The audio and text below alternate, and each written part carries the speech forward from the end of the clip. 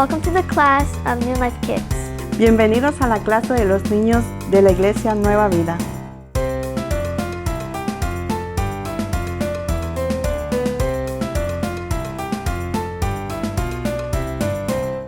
Hola niños! Hi guys! Welcome back to our class. I really hope everybody has been joining us and joining our Zoom and joining the Facebook and watching all the videos. Espero que todos ustedes se hayan unidos con nosotros en Zoom y en Facebook a unirse a ver todos nuestros videos. I'm really excited for today's class, but just a little recap. La última clase, ustedes hablaron sobre los 10 mandamientos. Y en esta clase de hoy vamos a hablar sobre cuando Dios le dio esos 10 mandamientos a Moisés. In today's class, we're going to talk about when God gave Moses the 10 commandments. But during that time, something crazy was happening. But we're going to talk about it soon. All right, so let's get into the class. So the Bible says that God told Moses to come up to the mountain because he wanted to talk to him and he wanted to give them the 10 commandments and these rocks and unas piedras. So, Moisés y Josué iban a subir a la montaña del monte Sinaí. Entonces, en ese tiempo, in that time, Moses was like, you know what? We can't leave the people unattended. So he left Aarón, Ur y los jefes israelitas encargados de toda la gente que estaban ahí. Right. So at this point, he's like, all right, I'm about to head up the mountain del Monte Sinaí and go up and go talk to God and everything is going to be golden. Golden.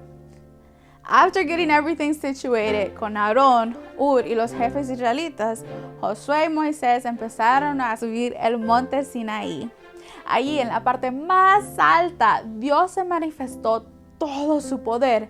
A la vista de todos los israelitas, la gloria de Dios era como un fuego que todo consumía. There was clouds everywhere. It was like full of clouds as well for them. De 6 días, la montaña quedó cubierto con una nube, like this massive cloud, right? Y de esa nube, Dios llamó a Moisés en el séptimo día. So guys, could you imagine that? You're like in the mountain, right? There's clouds everywhere. And then you hear God's voice. Moses. I don't know what he sounds like, but I assume it's something like that. But let's go back to it. So entonces, Dios le llama a Moisés y le dice que suba más arriba, to go back up. So Moisés entró en la nube y permaneció en la montaña 40 días y 40 noches. Guys, so once Moses went up there, he was up there for 40 days and 40 nights. Could you imagine that? I can't. That would have been great. We would have been talking with God. God would have been talking. You know how cool that would be? And you know, in God's time just flies. One day could be, what, a million days? A million hours? But it just feels like a minute? Who knows? Anyways, so God was talking with Moses for 40 days and 40 nights. But let's think. Durante esos 40 días y 40 noches, el pueblo de Israel estaban abajo con Aarón y Ur y todos los jefes israelitas. Durante esos 40 días y 40 noches, el pueblo de Israel, they were just chilling. They were just down there waiting to see what's going on. But they started thinking like, whoa, what if Moses doesn't come back? What happened? It's been way too long. Entonces ellos estaban diciendo, ¿qué pasó? Like, ¿será que Moisés no va a regresar? Or what? ¿Será que algo pasó? We don't know. So they started talking to Aaron and they started telling him, listen, Aaron, we don't know what's happening. We don't know he's coming back. What? Other people are going to make fun of us, saying that we're going to die out here, that God took us out of Egypt and then brought us here to die, to kill us. Entonces, they were like, what they were looking for is they wanted something to adore, to celebrate. Entonces, they were pressuring Aaron. Ellos estaban presionando a Aarón para que hicieran un ídolo. Entonces, Aaron, after all the pressure, he fell through. He wasn't as strong as Moses, unfortunately. But he was like, fine. bring me all your gold. Tráigame todo su oro.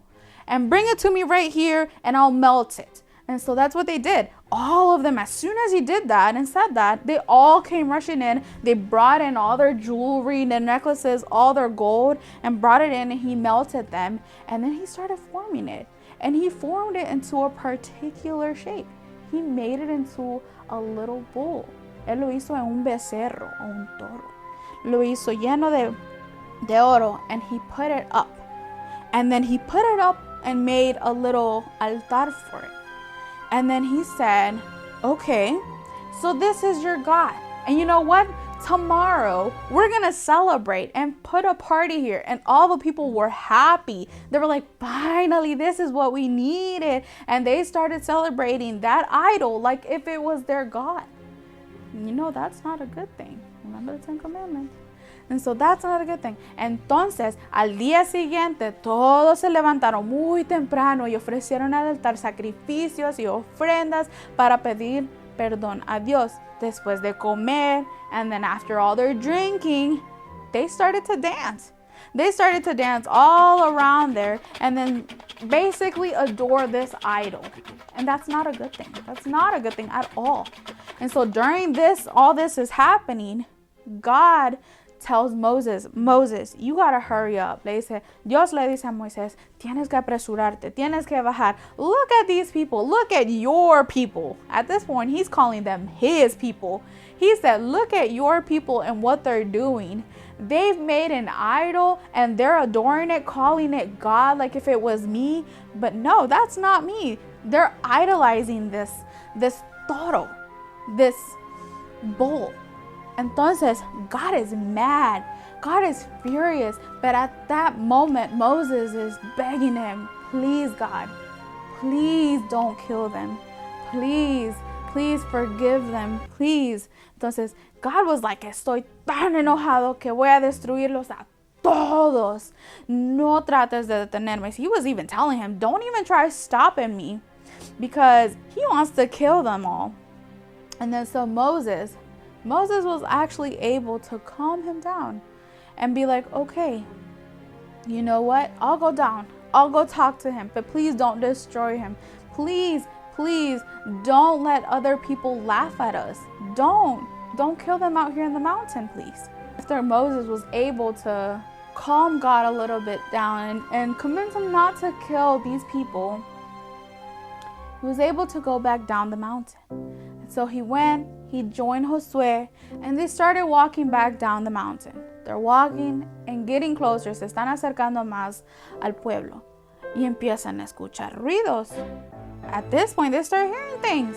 Josué is like, I can hear screaming. Josué dice, yo puedo escuchar gente gritando. Oh, escucha eso. Moisés is like, oh, well, not even that. Josué's thinking they're probably fighting or something. Who knows? But Moses is like, I can hear music. He's like, wait a minute, I can hear music. They're not fighting. I can hear music and cheering. So it doesn't sound like they're cheering for success. No es un grito de victoria.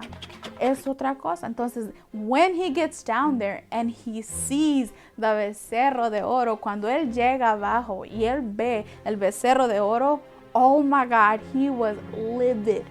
Moisés was mad. Moisés se enojó. Él vio que todos estaban bailando alrededor del becerro. He saw everybody dancing around the becerro, idolizing this thing, this item.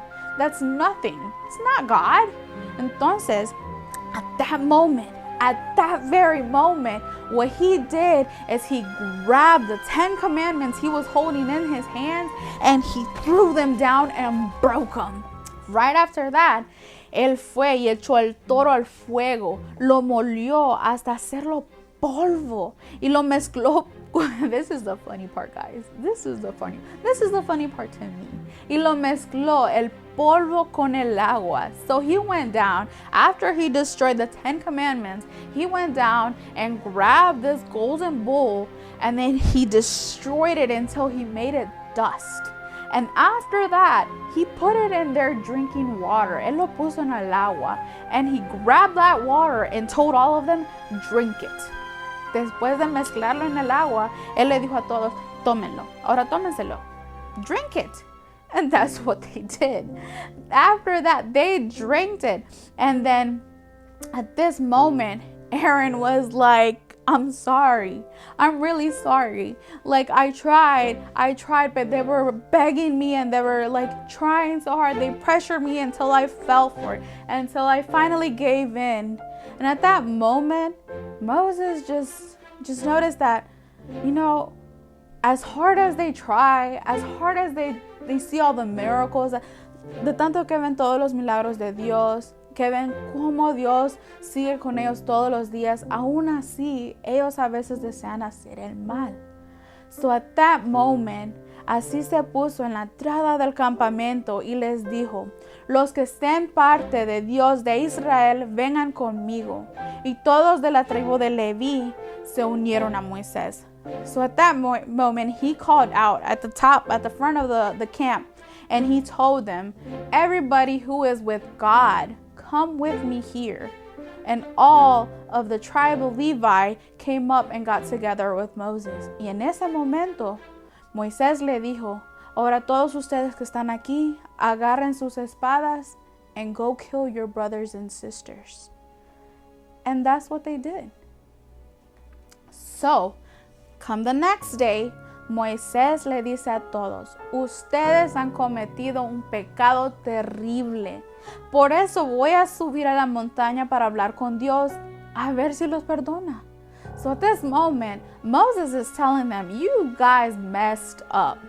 You guys have really sinned bad this time. And I have to go back up there and beg God to forgive you guys. Él subió a la montaña one more time. He went back up there one more time to go talk to God, to beg for forgiveness for these people. Él subió a la montaña a pedirle perdón y él empezó a hablarles. And he's like, I know they messed up. I know they did it. I know that they went out there and they did the Becerro de Oro and they started adoring them. But I'm begging you, please forgive them. Because if you can't forgive them, then you're going to have to kill me too, God. Entonces, Dios le contestó y le dijo, yo le quito la vida al que peca contra mí. Así que vete y lleva a este pueblo al país que yo les prometí darles. So God put his anger to the side and told him, okay, I'm going to send you my angels so he can guide you guys to la tierra prometida. But when the time comes, yo los castigaré por lo que ustedes han hecho. Dios dejó al lado su enojo y les dijo, está bien. Les mandaré mi ángel para que los guíe a la tierra prometida, como yo les había dicho. Pero en el momento indicado, yo los castigaré. And that's what happened.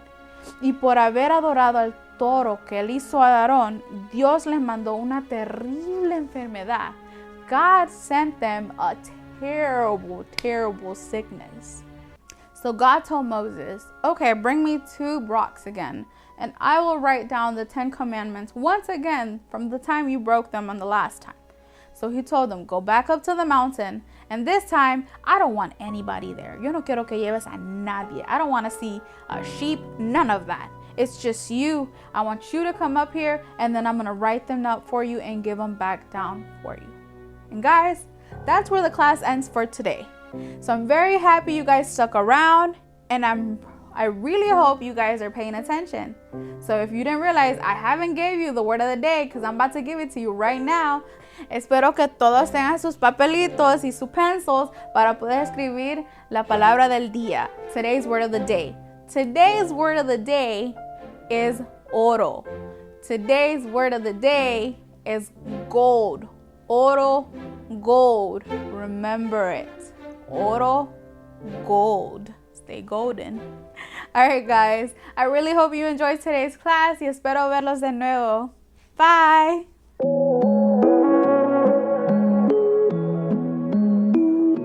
Hola niños, soy Alexandra, maestra de la iglesia infantil. En este día vamos a hacer la maniobra de la clase El Becerro de Oro.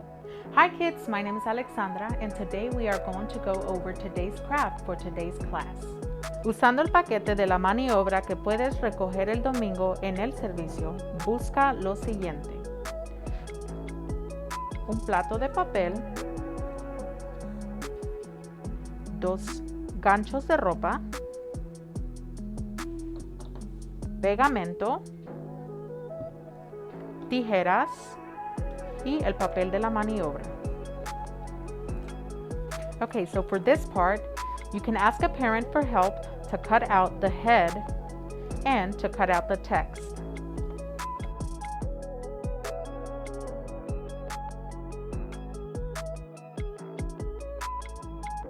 Next, we will fold the plate in half. Próximo paso es doblamos el plato por la mitad.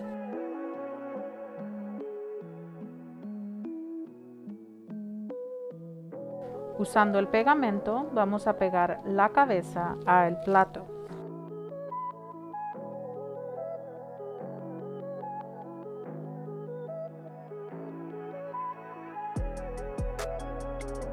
Now we're going to glue the text onto the plate.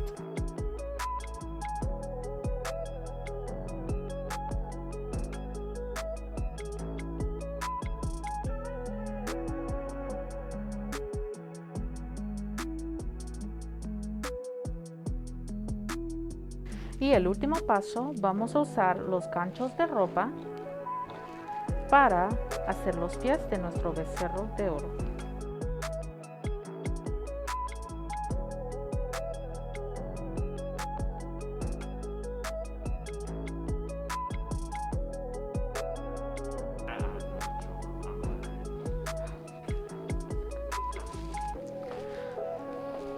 Okay. Niños, y ahí está. La maniobra de hoy es para recordarnos de que a Dios no le gusta que hagamos ídolos. Hasta pronto, nos vemos en el próximo programa.